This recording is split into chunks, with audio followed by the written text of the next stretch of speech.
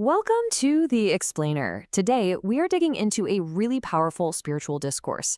And it all starts with a huge question. Is life really all about suffering? And if it is, what in the world can we do about it? It all begins with this ancient parable about a prince named Zamir. He wanted to be a wise ruler, so he gave his scholars a massive task: write down the entire history of humanity. Well, this project took his whole life. As a young prince, he gets the first version back, 12 camelloads of books. Way too much. As a middle-aged king, he asks for a summary. And then as an old man, even that version was too long. So, there on his deathbed, the king finally gets the ultimate summary. And this is it. Man was born, he suffered, he died. Wow. Talk about bleak, right? But the source we're looking at today asks a critical question. Is that really the whole story? Is that all life is? Just a flash of pain between two voids? To get to the bottom of that, we have to look at how we see the world itself. Because, the truth is, people have always had these deeply conflicting ideas about what life is all about. So on the one hand, you've got this perspective that says life is just fundamentally full of sorrow, that no matter where you look, pain is what you're going to find. But then, on the other hand, you have this totally opposite view. People who see the world as this incredible treasure chest, just overflowing with jewels and opportunities around every corner. So, which one is it? Well, then there's a third way of looking at it, which is maybe the most relatable for many of us. It's the view that finds it all just completely confusing. You see a world full of contradictions. You hear beautiful music, but also heartbreaking cries. You see vibrant youth, but also painful old age. It's this messy, chaotic mix that feels impossible to label as just good or just bad. And this is where it gets really interesting. The source we're exploring presents a fourth option, and it's a game changer. It suggests that maybe the problem isn't the world at all.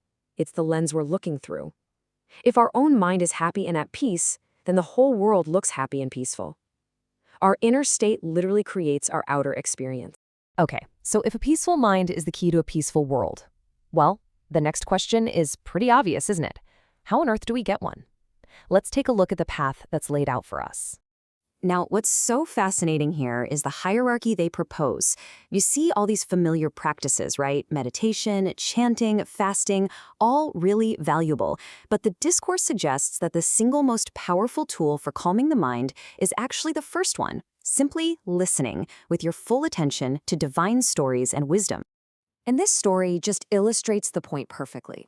It's a modern tale about a psychiatrist. A guy who was literally a professional doctor of the mind, and his own life was just falling apart. All his expertise couldn't help him with his inner turmoil. You know what worked? He started going to these spiritual talks at a temple. And that simple act of listening is what turned everything around for him and his family. But okay, even when you find a path like this, it's not always a smooth ride. The source is very clear about this. It warns us about two really powerful inner enemies that can totally block our progress and throw us right back into chaos. Let's talk about the first one, the big one. Ego. You know that voice, that part of you that just has to be right, the part that would rather win an argument than keep the peace in a relationship. That's ego. And it's probably the biggest source of conflict in our lives. And check out this story. It just drives the point home. Two of the founding members of the BAPS Fellowship in Africa, they had a huge falling out. And you know what it was over? A game of volleyball. Seriously, their egos almost destroyed the entire community they were trying to build.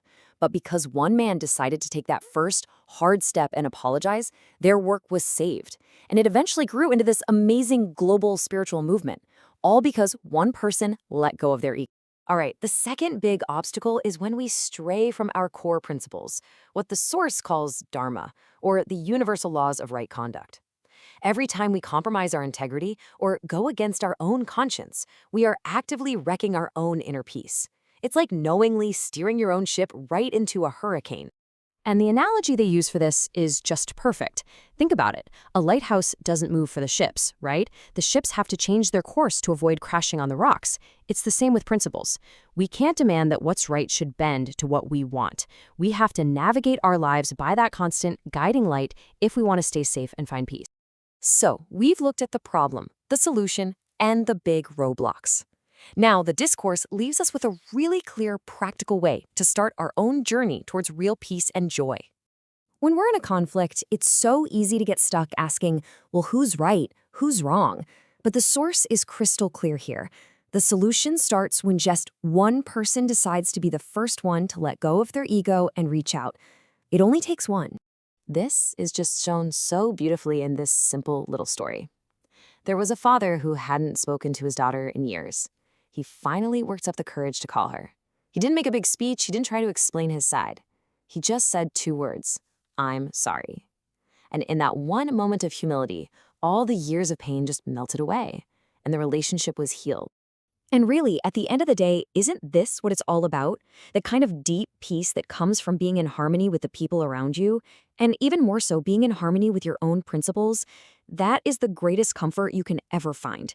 A clear conscience really is the softest pillow. And that brings us to the final thought here. The path to victory over sorrow, it isn't about trying to change the whole world or waiting for other people to change first. It's all about taking that one brave step to change our own inner state. So the question for all of us is, where in your life can you be the one to start? Thanks for joining this explainer.